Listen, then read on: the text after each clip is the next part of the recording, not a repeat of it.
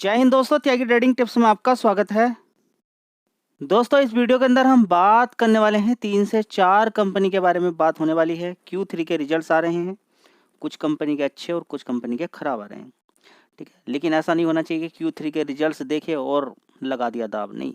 ये भी देखना ज़रूरी है कि पीछे कितनी तेज़ी बनी है, क्योंकि जो शेयर काफ़ी ऊपर हैं, Q3 के रिजल्ट्स अच्छे हैं या Q2 के रिजल्ट्स अच्छे हैं, उनके अंदर तेज़ी तो होगी। अगर रिजल्ट्स किसी वजह से कमज़ोर आ जाएँ या नॉर्मली काफ़ी बड़ी अगर तेज़ी बन गई तो गिरावट भी हो सकती है, ठीक है। तो नॉर्मली रिजल्ट्स का इफ़ेक्ट कितना होता है वो मैं आपको बताता रहता हूँ कि किसी भी शेयर पे कितना इम्पैक्ट पड़ जाता है।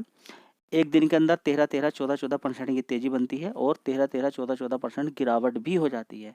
तो आपको ये जनरल इन्फॉर्मेशन होनी चाहिए कि रिजल्ट्स देखने चाहिए आपको, ताकि आप लॉन्ग टर्म किसी शेयर को देखें। अगर उस कंपनी के देखिए मल्टीबैगर रिटर्न, अगर आपने सुना है किसी भी कंपनी के अंदर अगर मल्टीबैगर रिटर्न बन रहे हैं तो उसके अंदर प्रॉफिट या रेवेन्यू का भी चार्ट इसी तरीके से बनेगा। ये एक हिंट मैं आपको दे रहा हूँ। आप सोचते होंगे ना कि कौन सा शेयर ऐसा है जिसको खरीद के छोड़ना है। मार्केट कैप कम हो और उस कंपनी का प्रॉफिट बढ़ रहा हो, डिमांड आगे आने वाले टाइम में होनी चाहिए, बस खरीद के छोड़ना है। चलिए, तो इस कंपनी का अभी भी मार्केट कैप कितना है? 16,000 करोड़ का, ठीक है। अब देख लेते हैं कि इस कंपनी ने कितना पैसा बना के दे दिया होगा। सबसे पहले 5 साल का चार्ट पैटर्न देख लीजिए। 11 गुना पैसा कर दिया है सिर्फ 5 साल के अंदर। कितना? 11 गुना पैसा कर दिया है। मैक्सिमम चार्ट पैटर्न खोल के देखेंगे तो 8,000 गुना पैसा, यहाँ पे देखेंगे 81 टाइम्स गुना कर दिया है, ठीक है। तो यहाँ पे देखेंगे कि अगर देखें यहाँ पर तो टोटल मिला के 8,195% के रिटर्न है और 81 गुना पैसा कर दिया है। तो एक ही शेयर से काम चल जाता है, लेकिन 20 साल कौन होल्ड करे? समस्या की जड़ तो ये है। 25 साल शेयर को कौन होल्ड करे? बड़ा खेल है। 25 साल तक हर क्वार्टर, एक साल में 4 क्वार्टर कौन देखे, ठीक है। इतनी फ्लक्चुएशन को कौन झेले? देखिए, इसके अंदर भी बड़ी बड़ी गिरावटें हुई हैं, लेकिन देखना होता है कि आगे क्या है। तो बड़ी गिरावटों से डरना नहीं है। आपको डरना किससे? कि खराब बिजनेस तो नहीं हो रहा है। गिरावटें बड़ी बड़ी हो सकती हैं, प्रॉफिट भी गिर सकता है, लेकिन देखना है कि कंपनी का धंधा चल रहा है कि नहीं चल रहा है। अगर चल रहा है तो फिर उस शेयर के अंदर रुकना होता है। तो फिलहाल एक साल के अंदर अगर देखते हैं तो तेजी ही तेजी है। ये तो अभी आसमान पे बैठा हुआ है। 52 वीक हाई देख सकते हैं इसका 1443, और अभी ये 1275 रुपये के आसपास है। तो इसके अंदर आने वाले टाइम में गिरावट देखने को मिल सकती है। आपको गिरावट देखने को मिल सकती है क्योंकि बड़ा पैसा इसने बना के दे दिया है, ठीक है। अब रिजल्ट्स अच्छे आए तो 1-2 दिन की तेजी बन के गिरावट भी हो सकती है, जैसे कि नॉर्मली हो रही है। चलिए, तो अगर हम यहाँ पर बात करते हैं दीपक फर्टिलाइजर की, 1,800 करोड़ का इस कंपनी का रेवेन्यू था। उसके बाद 2,000 करोड़ का, उसके बाद 2,200 करोड़ का, उसके बाद 2,700 करोड़ का, उसके बाद देखेंगे 2,500 करोड़ का। इस तरीके से कंपनी का रेवेन्यू ऊपर की साइड में बढ़ता हुआ जा रहा है। अब देखते हैं कंपनी का ऑपरेटिंग प्रॉफिट 282 करोड़ का, उसके बाद 438 करोड़, 464 करोड़, उसके बाद 494 करोड़, उसके बाद 486 करोड़। इस तरीके से कंपनी का ऑपरेटिंग प्रॉफिट भी बढ़ रहा है। चलिए, अब यहाँ पर अगर देखने की कोशिश करते हैं, नेट प्रॉफिट देख लीजिए कंपनी का। नेट प्रॉफिट देखिए 61 करोड़ का था, ठीक है। उसके बाद 220 हुआ, उसके बाद 200 गिरावट हो गई, उसके बाद 214 हुआ। अभी इस समय कितना है? 253 करोड़ का। यानी कि प्रॉफिट के अंदर अच्छा खासा जंप देखने को मिला है, जिसकी वजह से शेयर के अंदर भी आपको हरियाली देखने को मिल रही है। तो रिजल्ट्स अच्छे आए हैं, ठीक है। अच्छी तेजी भी बनी है, तो सब कुछ बराबर हो गया। जी, अब आगे क्या करें? गिरावट ढूंढिए। ये है टाटा मोटर्स, जो कि 52 वीक लो के आसपास ही कामकाज कर रही है। ज़बरदस्त इसका हाई देख लीजिए कितना था? 1,180 रुपये के आसपास। 707 रुपये का लो मारा। अभी कुछ तेज़ी बनी है इसके अंदर। Q3 के रिजल्ट्स इसके आ चुके हैं। इलेक्ट्रिक व्हीकल के अंदर कंपनी काम करती है। थोड़ा बहुत ऊपर नीचे चलता रहता है। JLR पे आपका सबसे ज़्यादा फोकस होना चाहिए। 60-65% का रेवेन्यू उसी से इस कंपनी का आता है, ठीक है। चलिए, देख लेते हैं कंपनी के रिजल्ट्स कैसे आए हैं। फिलहाल गिरावट पर है शेयर। रिजल्ट्स अगर कमज़ोर भी आ जाएँ तो क्या करोगे बताइए? क्योंकि ये तो शेयर ऑलरेडी गिरावट पर ही चल रहा है, देख लीजिए, ठीक है। तो अगर कमज़ोर भी आ जाएँ तो बात बराबर हो जाती है, क्योंकि शेयर तो ऑलरेडी गिरा हुआ है। चलिए, देख लेते हैं रिजल्ट्स कैसे हैं। दोस्तों, अगर बात करते हैं, 1 साल पहले इस कंपनी का रेवेन्यू 1,10,000 करोड़ का था, उसके बाद 1,19,000 करोड़ का, उसके बाद 1,08,000 करोड़ का, उसके बाद 1,01,000 करोड़ का। उसके बाद देखेंगे यहाँ पर कि इस कंपनी का रेवेन्यू अभी कितना हो गया? 1,13,000 करोड़ का। तो ये काफ़ी सारे क्वार्टर्स आप देख सकते हैं पीछे के, ठीक है। 1 साल पहले के अकॉर्डिंग तो ठीक है, पिछले क्वार्टर्स के अकॉर्डिंग भी ठीक है। तो रेवेन्यू वाइज अगर देखें तो कोई दिक्कत टाटा मोटर्स के अंदर नज़र नहीं आ रही है। ऑपरेटिंग प्रॉफिट भी देखते हैं तो 13,000 करोड़ का है, तो ऑपरेटिंग प्रॉफिट पिछले क्वार्टर से अच्छा है। अगर पहले चले जाते हैं 15,000 करोड़ से तो कम ही है, ठीक है। तो अब यहाँ पर अगर देखते हैं डायरेक्ट प्रॉफिट पे जब मार देते हैं तो देखिए 5,500 करोड़ का टाटा मोटर्स का प्रॉफिट है, पिछले क्वार्टर से बढ़ा है। ये अच्छी बात है कि पिछले क्वार्टर से बढ़ा है, चलिए ये भी आपको मालूम होना चाहिए। रेवेन्यू के अंदर अच्छी खासी जंप है, बहुत अच्छी बात है। 5,600 करोड़ से तो कम है, उससे पहले 17,000 करोड़ से कम है, उससे पहले 7,000 से कम है। तो पिछले क्वार्टर्स को अगर देखते हैं उसके अकॉर्डिंग ठीक है, लेकिन पहले के क्वार्टर्स देखते हैं प्रॉफिट, उनके अकॉर्डिंग बहुत कम है, ठीक है। तो अदर इनकम से कहीं ज़्यादा प्रॉफिट तो नहीं बनना, नहीं। तो ओवरऑल मिला के देखेंगे तो रिजल्ट्स उतने अच्छे भी नहीं बोलेंगे, हम फ्लैट बोलेंगे, लेकिन पिछले क्वार्टर्स की अपेक्षा ठीक है। अगर हम यहाँ से ऊपर उठे हैं तो वो भी एक अच्छी बात है, लेकिन जो परफॉर्मेंस चल रही थी उसके अकॉर्डिंग थोड़ा सा कम है। तो गिरावट के अकॉर्डिंग तो रिजल्ट्स ठीक ही बोलेंगे, देखते हैं अब आगे गिरावट होती है तेजी बनती है। तो Q3 के रिजल्ट्स के बीच में आप देख लीजिए, जो आपको परेशान करके रखे हुए हैं, आपको जो बड़ा बड़ा नुकसान दे रहे हैं, वे हैं FIs जो लगातार माल बेच रहे हैं। आज भी इन्होंने 2,586 करोड़ का माल बेच दिया है। खरीदा भी है 7,600 करोड़ का, लेकिन बेचा ज़्यादा है 10,200 करोड़ का, जिसकी वजह से नेट 2,586 करोड़ का माल इन्होंने बेच दिया है। DIs लगातार खरीद रहे हैं, पर डे खरीद रहे हैं। 12,871 करोड़ का माल इन्होंने खरीदा है, 11,000 करोड़ का बेचा। देखिए डेली ये खरीदते हैं, डेली बेचते हैं, तो इतना घबराना डरना नहीं चाहिए आपको। हाँ, क्योंकि इनके साथ एक रिटेल निवेशक हो जाता है। रिटेल निवेशक को मालूम है कि ये जब तक नहीं खरीदेंगे तब तक मार्केट भागना बड़ा मुश्किल है, तो सेल मार मार के पैसे कमा रहा है, ठीक है। तो इंट्राडे वाले इस समय छाए हुए हैं बुरी तरीके से, ट्रेंड देखते हैं मारते हैं, लेकिन इंट्राडे वाले ओवरऑल मिला के देखते हैं तो कोई फ़ायदा उठा नहीं पाते।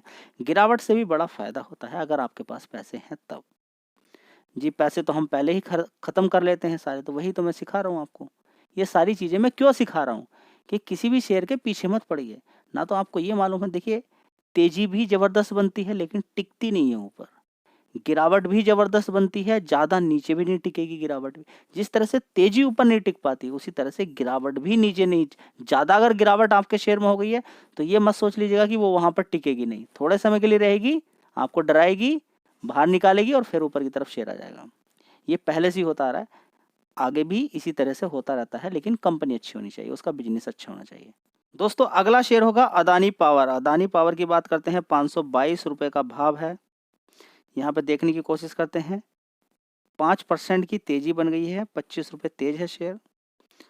तो शेयर की बात करें तो 30 रुपये, 100 रुपये, 150, 160, 170, 200 इन सब लेवल पे कवर किया और शेयर ने सीधा सीधा 900 रुपये मारा है, ठीक है।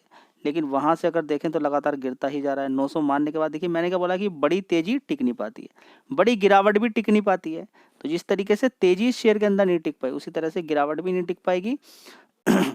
तो अभी नीचे की साइड में अगर जा रहा है तो जाने दीजिए, जितना नीचे जा रहा है जाने दीजिए। तो फिलहाल अभी 5 दिन के अंदर देखेंगे कोई खास तेज़ी नहीं, 1 महीने के अंदर गिरावट ही है। तो रिजल्ट्स के बाद भी ये मत सोच लीजिएगा कि रिजल्ट्स अच्छे आ गए हैं तो तेज़ी बनती ही चली जाएगी, नहीं, ये मत सोच लीजिएगा। मार्केट कैप देखिए, 2 लाख करोड़ का मार्केट कैप है, इतनी छोटी कंपनी नहीं है, बिजनेस बड़ा ही शानदार है। अब देख लेते हैं कि कंपनी के अंदर किस तरह की परफॉर्मेंस देखने को मिली है Q3 के रिजल्ट्स के अंदर। करते हैं दिसंबर क्वार्टर की। 1 साल पहले तो 12,900 करोड़ का रेवेन्यू था, उसके बाद 13,300 करोड़, उसके बाद 14,900 करोड़ का, उसके बाद देखेंगे 13,300 करोड़ का, उसके बाद 13,600 करोड़ का। इस तरीके से कंपनी का रेवेन्यू ऊपर की साइड में बढ़ता हुआ जा रहा है, ठीक है। तो अच्छी परफॉर्मेंस है, ख़राब परफॉर्मेंस कोई नहीं है कंपनी के अंदर, क्योंकि तेज़ी बनी है तो रिजल्ट्स अच्छे ही हैं पिछले क्वार्टर्स के अपेक्षा, और 1 साल पहले के अकॉर्डिंग देखें तो रिजल्ट्स अच्छे ही हैं। आप देखेंगे तो दिसंबर क्वार्टर्स में इतने बढ़िया रिजल्ट्स आना बहुत बढ़िया बात है। ऑपरेटिंग प्रॉफिट का भी अच्छा होना वो भी बहुत अच्छी बात है। 5,000 करोड़ का, उससे पहले 5,200 था, उससे पहले 6,100 था, उसके बाद 4,800 था। गर्मी के सीजन में बहुत अच्छे रिजल्ट्स आते हैं, जून क्वार्टर हमेशा अच्छा ही रहता है। अब यहाँ पे देखेंगे ये, क्योंकि अभी दिसंबर क्वार्टर है तो उतना अच्छा नहीं आता है, लेकिन फिर भी अच्छा ही प्रॉफिट है 2,900। देखिए आप देखेंगे जितनी भी पावर सेक्टर वाली कंपनियां, उनको आप किसके अकॉर्डिंग देखेंगे, सीजन वाइज देखिए थोड़ा सा। अगर सीजन जाड़ों का सीजन चल रहा है तो उसमें अगर थोड़ा सा रिजल्ट कमज़ोर भी आए तो वो बढ़िया ही रहते हैं। तो अच्छे ही रिजल्ट हैं। 3,200 करोड़ 1 साल पहले, पिछले क्वार्टर में था, उससे पहले 3,900, उससे पहले 2,700 करोड़, 1 साल पहले 2,700 करोड़, तो अभी 2,900 करोड़ है। तो अच्छे ही रिजल्ट्स हैं, लेकिन ये रिजल्ट्स अगर एक्चुअली में देखा जाए तो कमज़ोर ही हैं थोड़े से, लेकिन शेयर के अंदर तेज़ी बनी वो बात एक अलग है। शेयर के अंदर तेज़ी बनी क्योंकि पावर सेक्टर के अंदर जिस तरह से ग्रोथ देखने को मिल रही है वो अच्छा पैसा बन सकता है आने वाले टाइम में, क्योंकि यहाँ पर अदर इनकम से देखेंगे ना तो 1162 करोड़ का कंपनी को प्रॉफिट हुआ है।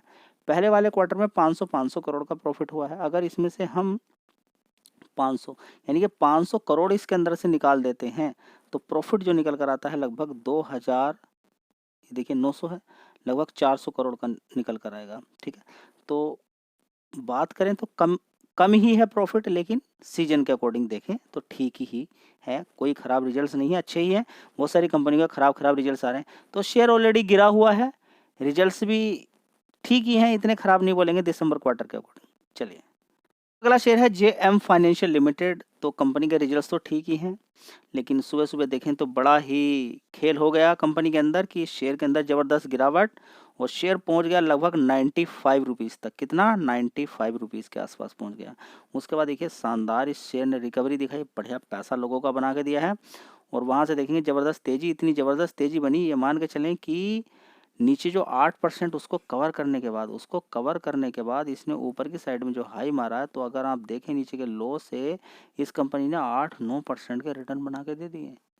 8-9% के रिटर्न बना के दे दिए। वो जितना गिरावट वाला था 8% वो कवर किया, 2% ये मान के चलेंगे, टोटल 10% ही इसको आप मान के चलें। इसको कितना मान के चलें? 10% ही यहाँ से इस लेवल से देखिए नीचे की साइड में जो गिरावट हुई है।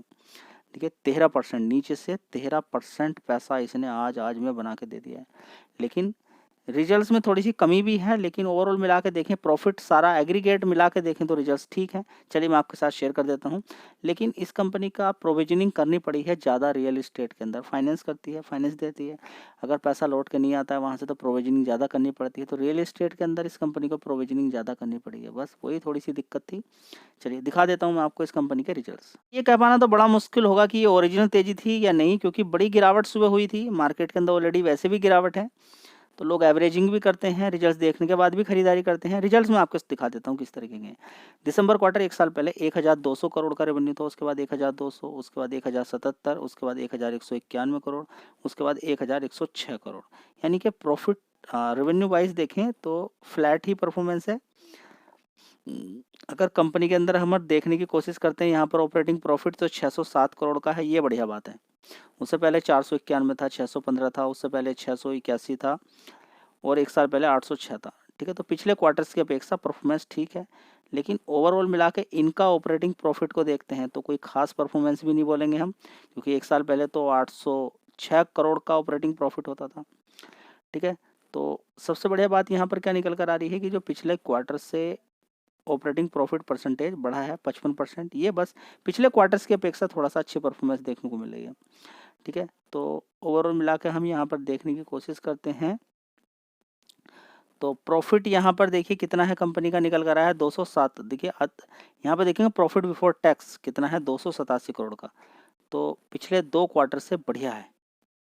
प्रॉफिट बिफोर टैक्स की बात कर रहा हूँ, टैक्स तो अलग अलग लगता है, कभी 6%, कभी 28%। ठीक है, तो जैसे जैसे कम या ज़्यादा लगेगा उसके अकॉर्डिंग ही रिजल्ट आ जाते हैं। ठीक है, तो टैक्स ज़्यादा लगा 28%, तो देखिए 207 करोड़ का प्रॉफिट। उससे पहले देखिए कंपनी के अंदर यहाँ पर देखिए 3 क्वार्टर्स में नुकसान था। ठीक है, उससे पहले देखेंगे 322 करोड़ का प्रॉफिट था, तो पिछले जो 3 क्वार्टर की रिकवरी अच्छी खासी हुई है, जिसकी वजह से शेयर के अंदर तेजी देखने को मिल रही है। समझ बात आ गई है? चलिए, अगला शेयर है धामपुर शुगर मिल्स। अभी बजट आ रहा है, तो बजट के अंदर जितने भी फर्टिलाइजर वाली कंपनी है, शुगर वाली कंपनी है, इनके अंदर रेलवे वाले स्टॉक्स इनके अंदर नॉर्मली तेजी बनती रहती है। तो इस शेयर को ऊपर से काफ़ी कवर किया जा रहा है, लेकिन क्योंकि पूरे मार्केट के अंदर ही गिरावट है तो इस शेयर के अंदर भी गिरावट हुई, और इसने एक महीने के अंदर देखेंगे 52 वीक लो कितना बना दिया, 136 रुपये। वहाँ से तेजी भी इसके अंदर बनी थी, नीचे से 52 वीक लो के बाद 20% के रिटर्न बना के दिए।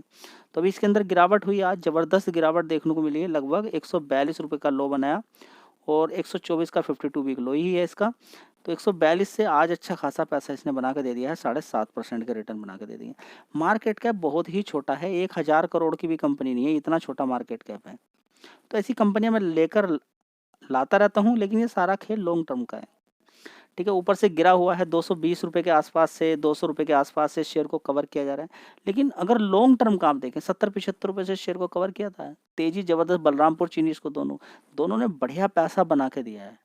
जिन्होंने लॉन्ग टर्म देखा है, क्योंकि अभी तो पूरे मार्केट के अंदर गिरावट है, तो ये कैसे बच सकता है, नहीं बच सकता है। लेकिन अगर आपको छोटी कंपनी और सही कंपनी एक चाहिए जिसका मार्केट कैप ही तो आगे बढ़ता है कंपनी का, वही तो डबल 2 गुना 4 गुना 5 गुना किससे बनता है, मार्केट कैप से। मार्केट कैप से ही पैसा तो बनता है। मार्केट कैप किसी कंपनी का बड़ा हो, उसके कितने भी अच्छे फंडामेंटल आ रहे हो, ज़्यादा शेयर तेजी नहीं दिखा पाएगा। ठीक है, तो कुछ शेयर्स थे, नेक्स्ट वीडियो में फिर बात करते हैं काफ़ी सारे शेयर के बारे में, जो Q3 के रिजल्ट्स भी हो सकते हैं, कोई न्यूज़ भी हो सकती है, नेक्स्ट वीडियो में कवर करते हैं। तब तक के लिए जय हिंद, वंदे मातरम।